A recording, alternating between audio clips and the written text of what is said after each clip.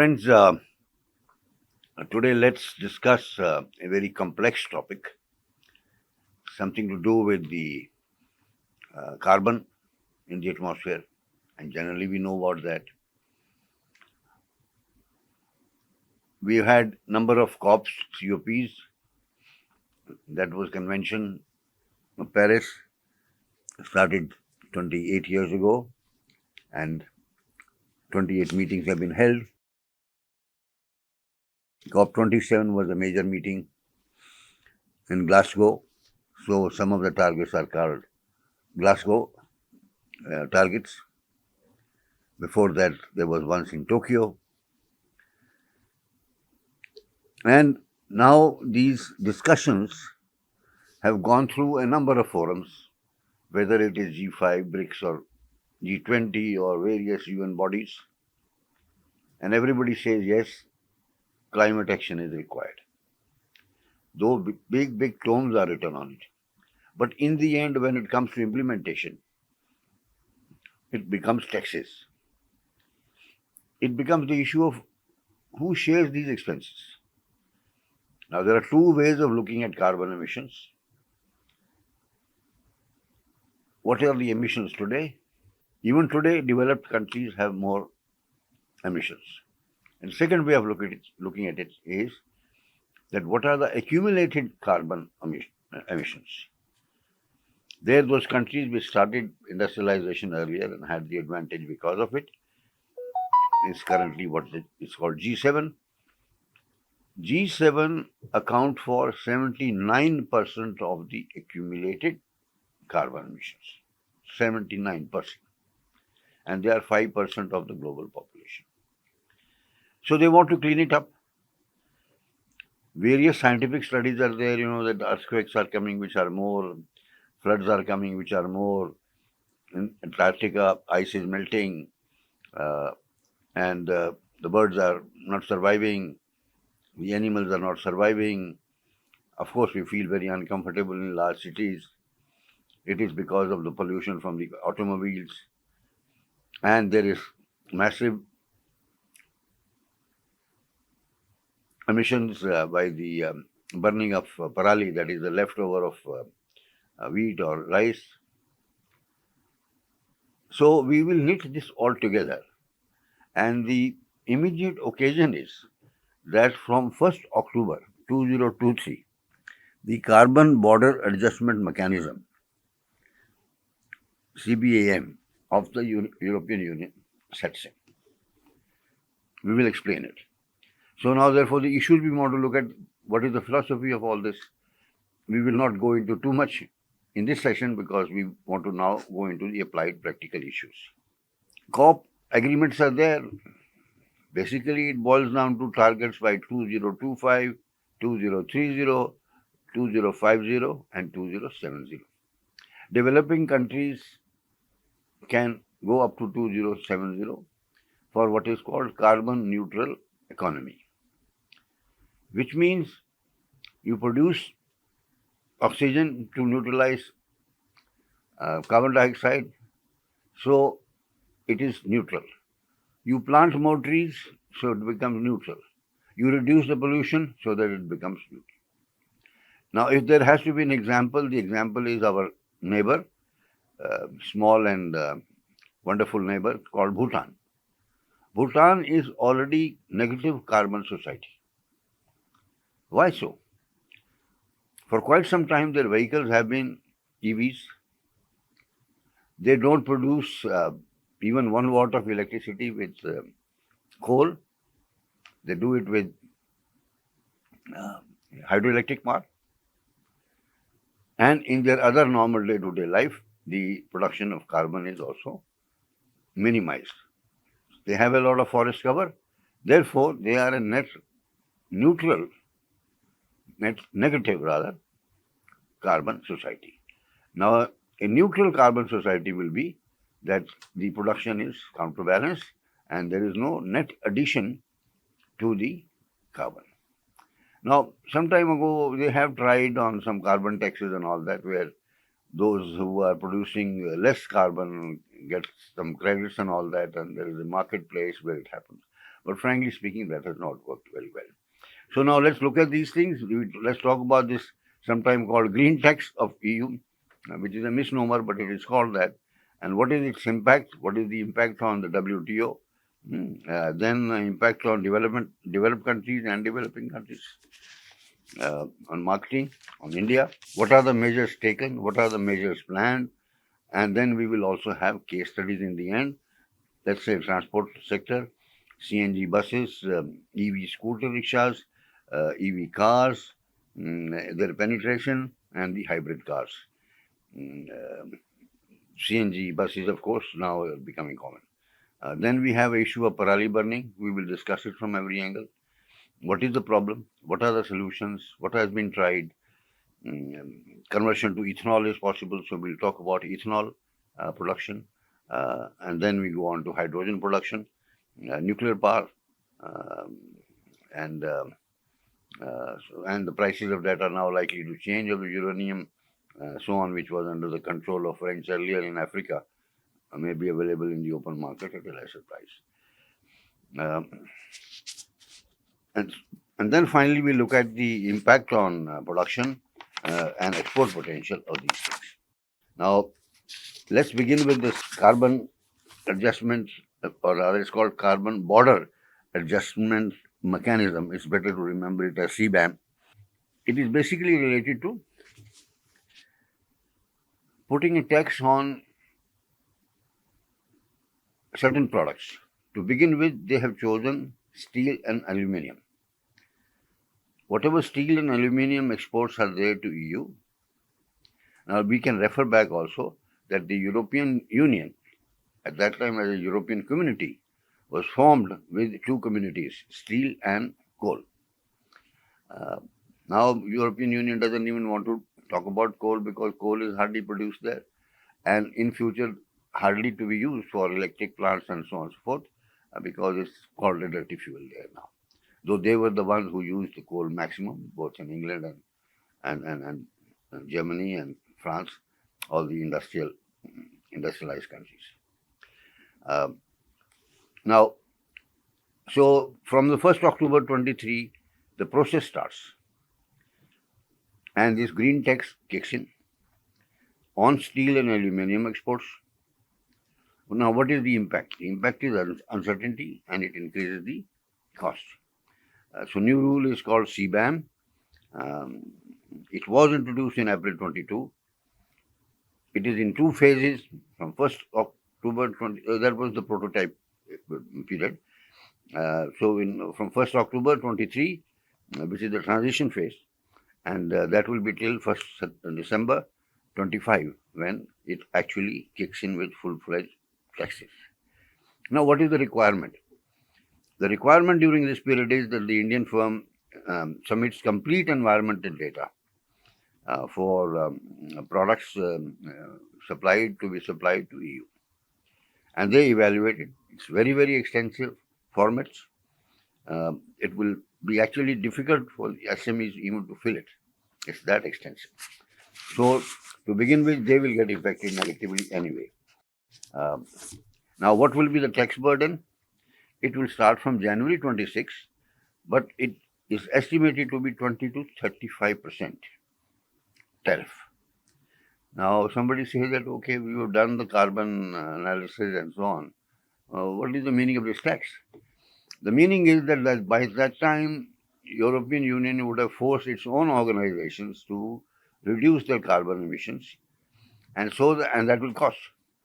And so that they are not at a disadvantage with countries like India and China, who might be producing steel and aluminium, fertilizers, and I think this is the three things they're starting with more carbon emissions. So, therefore, they want to impose this tax on them, collect the money, and use it for further cleaning of their own environment, and also so that their steel produced, their fertilizer produced, is not uncompetitive with that much coming from the developing country. And I hope you've got the basic funda of this part. Funda is that EU is going to tell its companies to fulfill certain targets of carbon. That will cost them money, and they will become therefore uncompetitive. There is some other mechanism also, we will come to it, that they don't want their companies to go out of Europe if the carbon targets are imposed on them. Otherwise, they'll go to a country where the requirements are not that stringent, and therefore lower their costs, and therefore the Europe will become demanufacturized, so to say. Okay. Now, initially, the CRAM applies to steel, aluminium, fertilizers, and electricity sector. Why? Because these are the ones which are heaviest carbon emitters. Steel industry, fertilizer industry, they emit a lot of carbon in the production process. This list will be gradually expanded. By 2034, all products coming from all countries, CRM will apply. In other words, in one way, they are giving a time framework. It's not sudden, but this time will pass away. And in a country like India, and actually people won't even get up a few months before actual thing. Just like now, October 1st, it is starting, how to collect that data and so on, how to have energy auditors. Nobody has even started thinking about it. By the way, it's a new profession which is going to emerge. But every company will have to do it if they want to export. And of course, by that time, the Indian standard will also come, so we'll have to do it in India also. Now, what is the purpose of this CRM? It is to prevent companies making these products moving to other countries from the European Union. Now, if you might ask, aren't the other countries having these standards? No, for the time being, EU is doing it. And I think based on EU experience, those who are outside EU, for example, England, USA, they may adopt similar methods or standards, but they may have to look at their own situation also, of their industry and so on. Now, the second one is that, continuing with it, that if these companies go away from European Union and let's say go and set up in Central Asia or India or ASEAN country, Vietnam or Thailand or some place like that, then it is called carbon leakage. Actual carbon emission has not changed then, because new technology is not adopted. But it is not being done in Hamburg, or it's not being done in Paris, or it is not being done in Italy's Rome or some place like that. And it shifts away to Vietnam, Bangkok, or some place like that. Now, this is called carbon leakage. Overall carbon emitted is not changing. Now, second point to be understood is that it's called ETS. That is the Europe's emission trading system. Now, what is this trading system? This sets the emission reduction targets, EU that is, for power and industrial installations. They should buy emission allowances through auctions, because if they are emitting, they have to buy an allowance to neutralize this. Who can give this allowance? Somebody who is emitting less carbon than permitted. Keep Bhutan example in mind. Bhutan has a lot of positive allowances, so it can sell those allowances to you. Now, for example, the current cost of 1 ton of emitted carbon is euro 85 euros. Euro is approximately the same to dollars. So $85 for 1 ton of emitted carbon. That can be so one can, if one is emitting more than permitted, then I can buy these, like from a stock exchange. The stock exchange is of carbon credits, and I can go and buy this allowance and present the certificate to EU that I have balanced it out by asking somebody else to reduce the carbon. So that means the advantage is there to those people who emit less carbon than the standards put on them. Now, all need not buy these carbon credits. To begin with, so that the steel and aluminium industry of Europe is not affected. They are giving them free allowances. They don't have to pay for it. And because of that, just that promise, no firm has relocated yet from Europe in the areas of steel and aluminium. Of course, these plants don't get made overnight. People are also waiting for all these rules and regulations and taxes to come and clarity to come. Now, EU has taken steps, therefore, to make the imports more expensive. CRM implementation will be there from January 26 for real.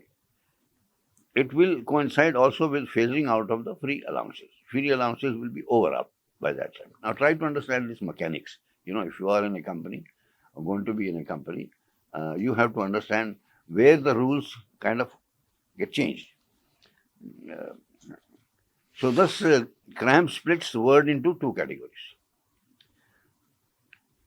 One is CRMA charging countries. They are the ones who are charging, like the Europe will be doing it, 23 to 35% tariffs, and the rest of them. Firms dealing with the CRM charging nations have two choices. Adopt clean technologies so that they are not that much polluting as per standard, therefore they are okay. If they have more pollution than that, then they will have to pay this green tax to the EU authorities. So that is the second alternative phase. Now, at this point of time, you might ask the question, sir, is it not going to violate the WTO? On the face of it, it does seem it will violate, but all of them are going to adopt this system and say that this is the WTO modified according to the meeting of the pollution standards. So, in another sense, their current WTO commitments become meaningless for EU. See, currently their charges are about 2.5%. And now we are talking about 20 to 35%. Now, all of this will also disrupt global supply chains. Why? Because the production will progressively start shifting to where the emissions are less. Those who can do it, because after all, it's not just a simple thing about I agree. There is a lot to be put into the changing of the production methods, changing the catalyst, sometimes changing the production mechanism from coal-fired to electric-fired, like a power station, or even steel plants. They can be arc furnaces, but normally arc furnaces are used where a lot of scrap is there. One of our own companies, Tata's, it has a plant in UK. That's the biggest polluter in UK as of now. So government is giving them 500 million pounds, and they are supposed to spend 500 million pounds to convert it into electric arc furnaces. Now, Europe has a lot of scrap, because a lot of vehicles and other things. But it will require 1.25 billion pounds to convert that particular plant. But once it does that, 5% of the carbon emissions which were there earlier get eliminated.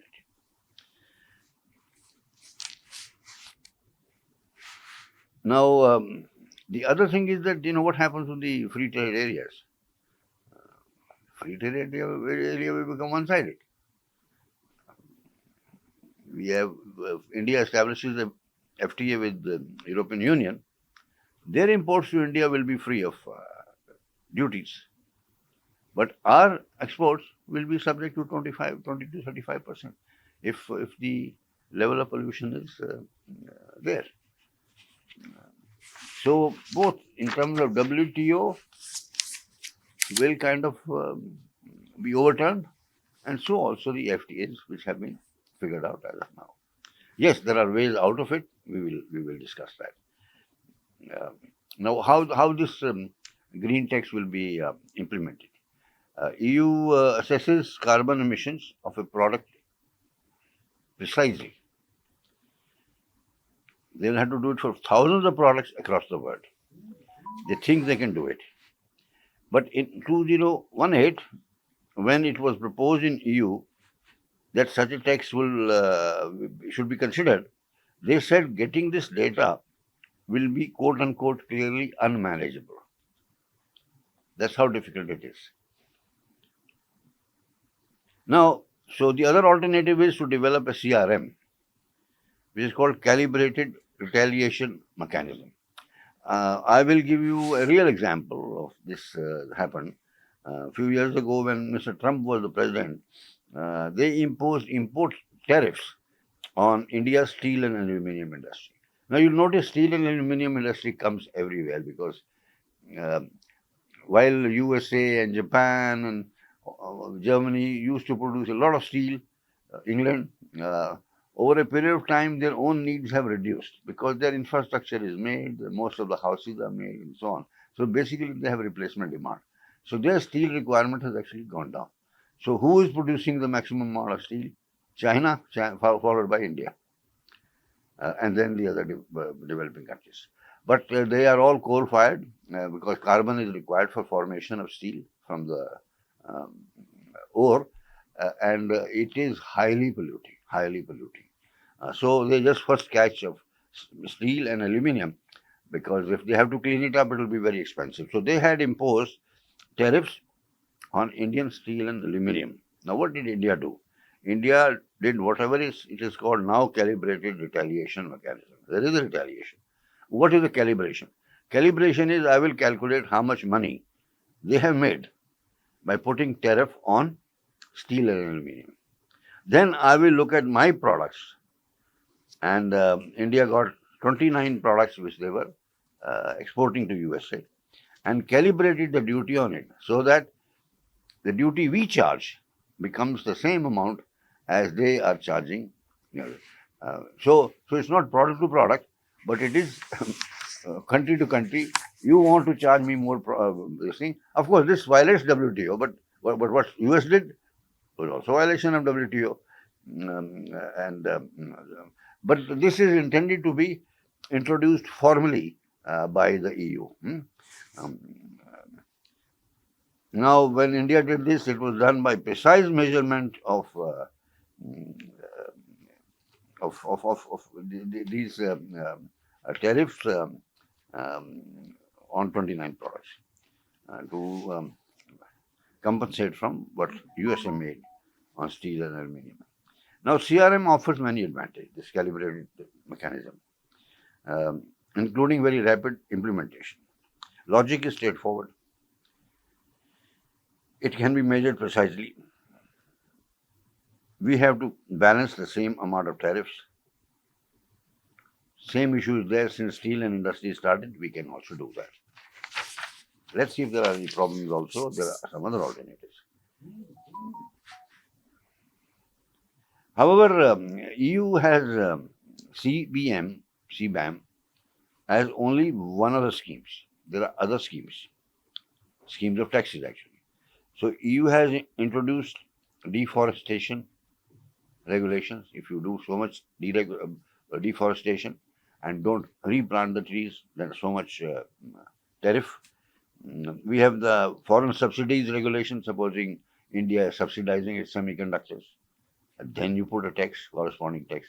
So you can give subsidies, but they say that you are holding extra hand of your industry, and to that extent you are making our industry non-competitive because we are not giving subsidies.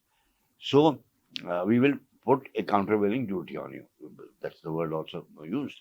Now this is called FSR, that is Foreign Subsidy Regulation. Then Supply Chain Due Diligence Act. So they will be studying the supply chains to make sure that they are not defective, they are not in the hands of criminals in between, lots of things, and they will be reliable. If one breaks, well, something else can be picked up. So they have put this managerial angle to that. It is not related to taxes.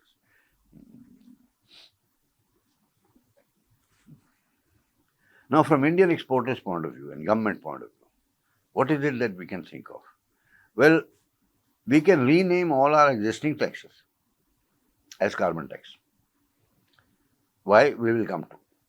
Say India imposes on petroleum imports, excise, GST, etc. Or let it be re-designated as carbon tax. Now what happens?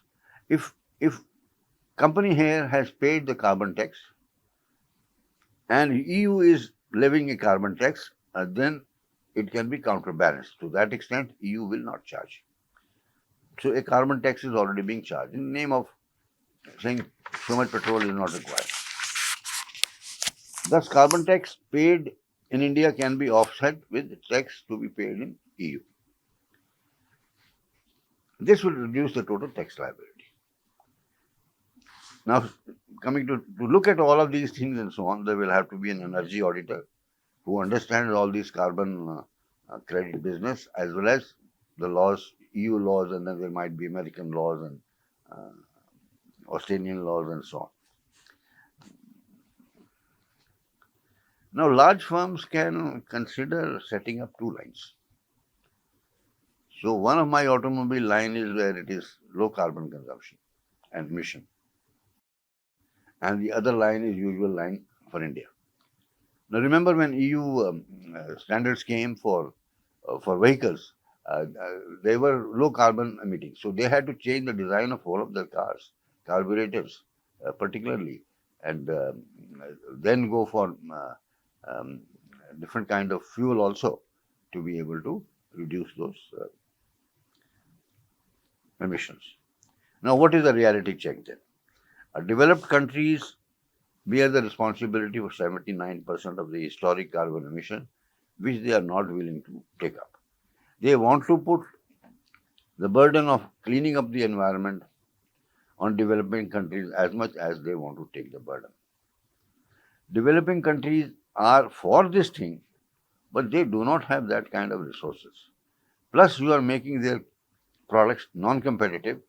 You're charging taxes on it for your advantage, for cleaning up your environment. Thirdly, you will be obviously shifting to machinery which are calibrated to what your own standards are, and the other people's machinery will not match with it. So any international bidding and all that, they will obviously win out. So the key in the end is in curbing emissions. So this movement of curbing carbon emissions should continue. We should continue to go for CNG buses. All public vehicles should be CNG.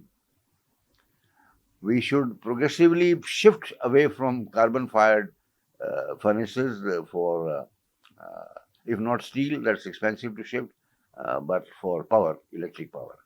Now there are two questions again which come. We have our own coal, not very good, but what else will be using it? So you go to the next step, you use oil also we import. But then the next step is go for nuclear energy. It takes time, though we just commissioned few months ago the first nuclear power plant totally designed by India, manufactured, fabricated by India, and it's working very well. But there are then again fears about the nuclear energy. We can go for hydroelectric, then again there are some problems. People say that it will affect the mountain and all that. Those studies can be done very well so that the effects are not there. Now we remember very huge dams were set up, Bhakra, Hirakund. Nothing has happened to them. And silting is also not there. Total calculations are there. And silting can be cleaned up also. And none of those dams have done any damage at all. But now a fear has been created. Also some incidents have happened. But a good design should have taken care of that. So trains, slowly they become electric. Vehicles, they slowly become electric. However, one thing I may point out here. When we say electric, has it really reduced the emissions? You say, sir, obviously it's not emitting anything, but okay. I say, where is the electricity coming from? Currently, the electricity is coming from a coal-fired plant. Only thing is that I have shifted the pollution to Jharkhand or Chhattisgarh, where coal is available. And these plants have been set up by the state governments there. So unless the whole chain is thought through, EV vehicle by itself does not reduce. The supply to it of something which is there is produced. On the other hand, very, very interesting to note, that scooter rickshaws in the cities, even going up to villages now, have become EVs. These are locally manufactured, um, very functional, and that's about it. And of course, in smaller areas, they take 2, 4, 5, 6, 8 also with it, but they don't pollute. But electricity consumption is there. So therefore, government has to have a plan that slowly the shifting takes place to solar power, wind energy, other renewable sources, but it takes time. But if you don't have a plan, it will never happen. So even if you have a plan for 2070, please make it. It's almost like, a child is born, and our tradition was there for child, or girl child especially. We gave a little bit of gold, on some festival, and by the time she was to marry, there was reasonable amount of gold for her as a dowry. So same thing. If I reduce little bit from my daily activities, myself also, and then from policy point of view, then I encourage electric vehicles. Then I encourage parali to go and get mulched in a plant and become ethanol. Government says law is there now, 10% of ethanol is essential. If we have sufficient ethanol, we can make that 15%, 20% also. So one, we have solved the pollution problem. The other thing is that we have converted that material into something useful, and it's a substitute of petrol. So like that kind of thinking has to be there in a coordinated fashion. So last line therefore is the key is that we should curb the emissions first. And so don't give a chance to EU to hammer at our companies by asking them to pay 25-30% actual cash to EU. They probably don't have that much as a margin either. But we'll have to understand this as it goes. So now objective of CRM is not any kind of retaliation. The objective is to actually promote going towards lower carbon emission. And now in the next session, we can take some small case studies of this parali burning, of ethanol, of hydrogen, a new project which has been proposed between India and UAE, Saudi Arabia, then Israel, includes hydrogen transportation. It's energy. Hydrogen, of course, can be used in automobile vehicles also. So, sufficient for this particular session. It's been a little heavy. So, we will make the slides and you can refer to the slides and absorb it. And absorb you must, because this is the industry of tomorrow. You have to understand the implications of these policy changes, because they will impact the business, whether you can do business such and such place or not. Thank you very much.